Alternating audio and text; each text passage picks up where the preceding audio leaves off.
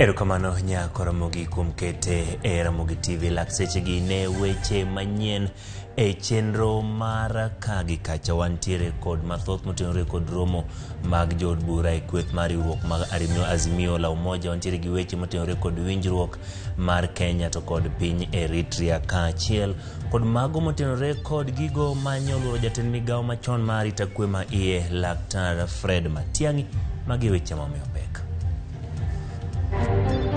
Jatend migawo mar arita kwe ma iye Kithure Kindiki okwer ni obila ok nyo monjo dala jatend migawo no machon Fred Matiang'i.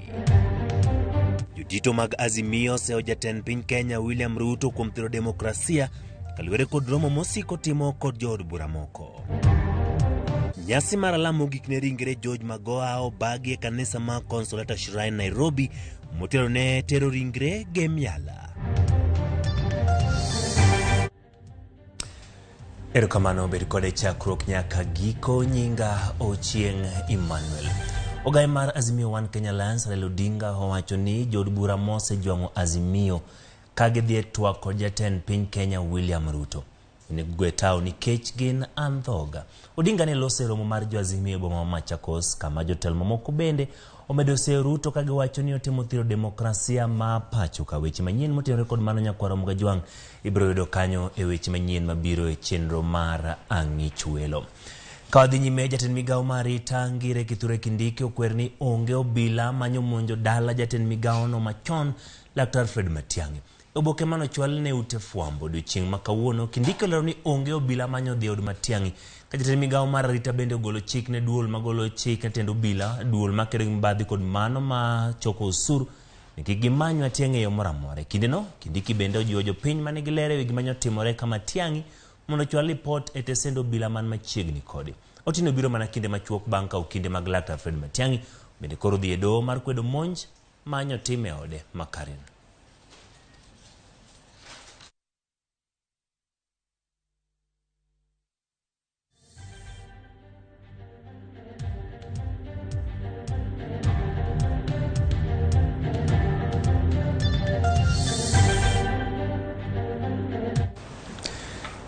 Piny Kenya oketo winjruok kod piny Eritrea mar golo oko oboke mag wuoth mag visa e kind pinje ariyogo.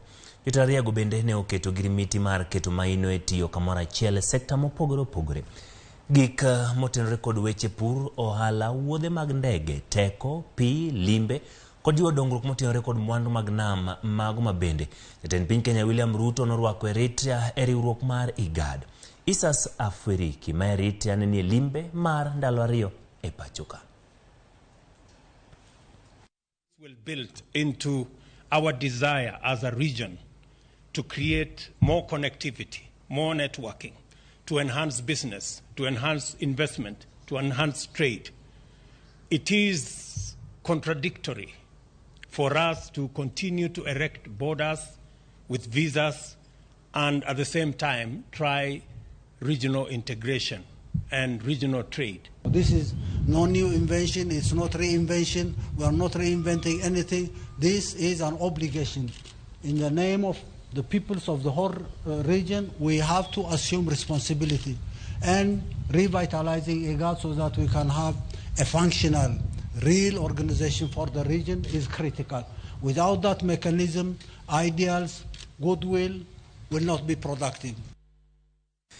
Chenro mar alam ne ringre ngire George Magoha otimore kanisa ma Kopere ma Consolata Shrine e boma Nairobi okinyi ma kawuono. Misa no yor kod jotelo mopogore opogore anyuola kod osiepe mag familia mar George Magoha. Ngire Magoha mane jatend migawo mar somo e piny owacho mar Uhuru Kenyatta iparo kuom tich matek kod ratiro. Kanyola ne bende ne opuoye kuom jiwo somo kod dongruok mag e yore mopogore opogore. Ringre Magoha biro niende pare ma Lavington Nairobi kawuono motelo ne wuoth makiny mar dhi gem Umiru County Masiaya kambiro ike chieng' ngeso tarik 11. Oweyo chien minode kod wuode achiel. He was available. It didn't matter if he was a surgeon, if he was a cabinet secretary. And that's because he believed in family.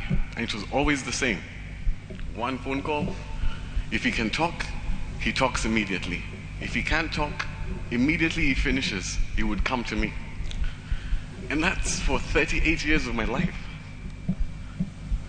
And it's funny, I'm happy people touched upon it, because I used to get the usual questions of, how is it being raised by this Kali person, etc. I never saw that person. Same with my mom. That's why I really love this picture. This is all I saw. That's why they said he was obsessed with success. Because each time you pass one battlefield, you prepare for the other. After all, life itself is battle. I'll never complain. I had him for 40 years. I'll be very ungrateful if I did that. There are people who have had marriages of lesser years. I thank God, and I have accepted. We were a team. He looked over my back, and I looked over his. Jalup jatend piny Kenya Rigathi Gachagua ojiwo kendo kwa riwruoge mapacho ka kod mag pinje ma oko mondo med siro chenro mag kedo gi oro to kod ngaji. Gachagua wacho ni piny Kenya pod dwaro shillings bilion 57 mar bugo chenro makamago e kinde ni ka chenro go biro dhi nyime nyaka dwe mar 10 higani. Gachagua olero ni jo Kenya moyo milion 5 ni kamarach kaluwore gi kech kod oro mosebeti counties 31 e pacho ka. Jalup jatend piny olose kinde mano yore nyasi mar hingo higni 45 mag tudruok Lions Liu International kod riwruok mag pinje mangima. In response to drought and famine, we cannot manage the situation alone. We need children in school, otherwise they will be left behind.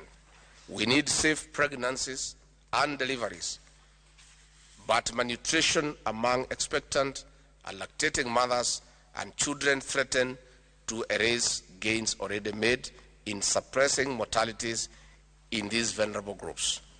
The ripple effect is that hungry people cannot escape poverty. They cannot be healthy. They cannot go to school. They cannot be peaceful.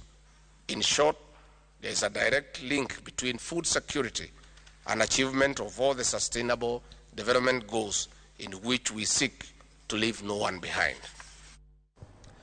Aput manyocho chuogi mondo rangi yore mag bero sekta marubila oyango ni jela kata kar twech ma Machakos ni kod midhiero ma kagi kacha ka achiel kuom gigo mofwenyore en ni obila mag kuonde twech go kode saute manie jela kiwuon. Obila mano yango wachno lero ni gisebedo ka gichulo omenda mag ot kata obedo ni utego nitie jela. Jatatije Kenya Law Reforms Commission Josh Dache ma en achiel kuom jokanyo apudno owacho ni gibiro rakore kod jogo ma yako lope. Jatatije jela ma Machakos Abdiwili Abden to ywak ne piny owacho koyango ni midhiero mag kale gin kaka chal marach mag udi, lewni mag tich, mag uniform ma ok oromo, richo mag yore wuoth nikech onge gari e kind mamoko. The 101 staff that I have, sir, only 49 are staying inside here. The rest are residing outside where they are paying rent, sir. I think we'll get that from them when they'll be presenting their cases. Today we have been having discussions with the prisons officers up to now, and now we have just visited. We have talked to the prisoners because they are part of this system called the prison system. You remember very well that the president had appointed the task force on the terms and conditions of service for prisons officers and police officers, and that includes also the prisoners. So we've just finished with the officers. We have come to talk to the prisoners, initially with the male prisoners and now with the female prisoners. But one of our terms of reference is to look into the issue of titling the title deeds, the land holdings of both police and prisons. And the time that we've been given as a task force is very short. We cannot deal with all the issues relating to title deeds, but we are going to make our recommendations on what we've seen on the ground. The case in Machakos is pretty serious. We've just been hearing of land grabbing, but today that is another level of land grabbing, and that we are going to take that very seriously. We have taken photos just to demonstrate that those buildings are on public. Jiangwen podomoko e bur bankalo no sienyore kamane gikunye mula e gwenge ma Sigalagale County ma Kakamega. Kaluwore gi Commissioner ma Kakamega John Ondego, lo nosenyore chieng' tich adek mwiko jokuny mula 15. Jochiko mane oresen ringo dotere kar thieth maduong' ma Kakamega kama gidhi nyime gi yudo thieth. Jomwenyo pod dhi nyime mar neno ni gireso ji 4 ma odong'go.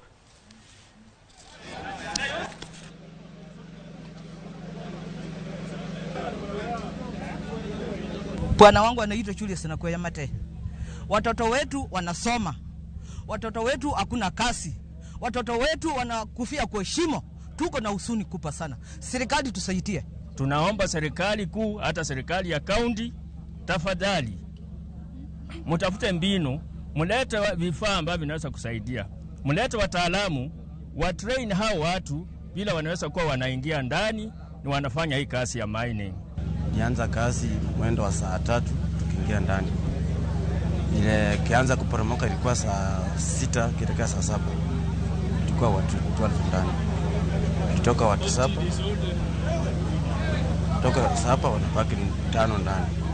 Watu ambao walikuwa wakichimba hiyo migodi walikuwa ni watu 12 na wafikapo sasa tumepata kurescue watu 9 ambapo mmoja ametoka kuwa rescued sasa hivi, wengine walikuwa rescued asubuhi 8, lakini mmoja sasa ndio amekuwa rescued na wamepelekwa hospitali.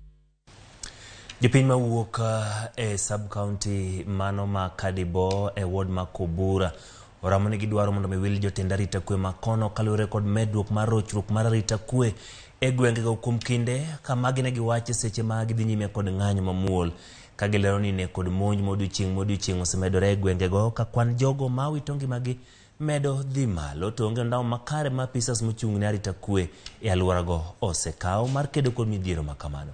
E kinde ng'anyo makamano mane jopiny go oterete sendo bila mar abur.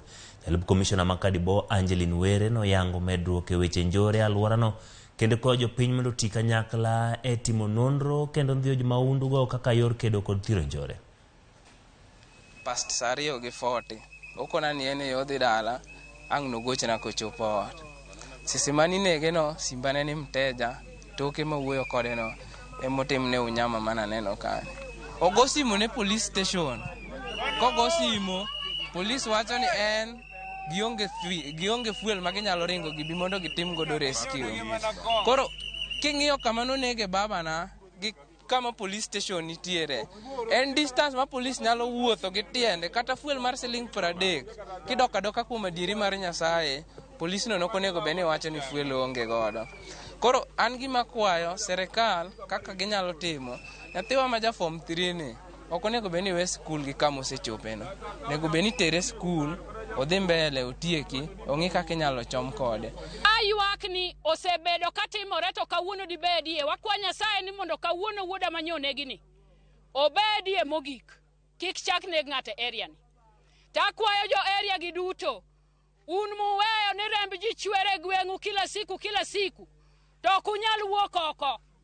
Aparo ni wuodwa ni wuod jo katika omiyo wakwayo ni sirikal nyoche ne winjo ni Ruto nyoche no wacho ni ni medo gi misara imedo gi kiang'o kosemed gi misara ang'o pod gidwaro ni asoya nitiere kangaroo court rabur kar kaini miyale ji gotieno to jomo the suspect has being released ka ji ok ong'eyo kitero ng'ato kar kanyo ronge gimoro iwinjo ka ng'ato wacho kar kaini ni nyaka rombe diek ang'o ji ok nyal bedo godo iketo nigi helmet to kete pikipiki koro gichalo kaka dhano gik kama ok nyal timore. Tuweze kushirikiana. Hata nikiwauliza tu saa hii vile tumekaa hapa, can you give me the names of some of our own? Mtu hatoki Kakamega kule kuja kufanya uhalifu hapa. Yes. Mtu hatoki Mombasa kuja kufanya uhalifu hapa. Uhalifu inafanyika na sisi wenyewe watoto wa hapa. Yes. Are we together? Na kwa kani nauliza saa hizi nisaidie na mtu hata mmoja ambaye anaweza kuwa mhalifu anatusumbua hata usiku. Yule anataka kubomoa milango ya watu. Ya Ramogi mana makelo giko mar weche manyien mane wa ikonie chenro mar kagi kacha par ni mesoma ka weche manyien podo dich gi laksechigi wantiere kod mathoth ma waluonu kendo ma wa iko mago mawacho ni tedore kendo gin mago monon kendo modo kendo molu makaro chokorom kanyo koro mosachiel mar odhiambo e chenro mano mar ang'ichwelo nyinga Uchengi Manuel.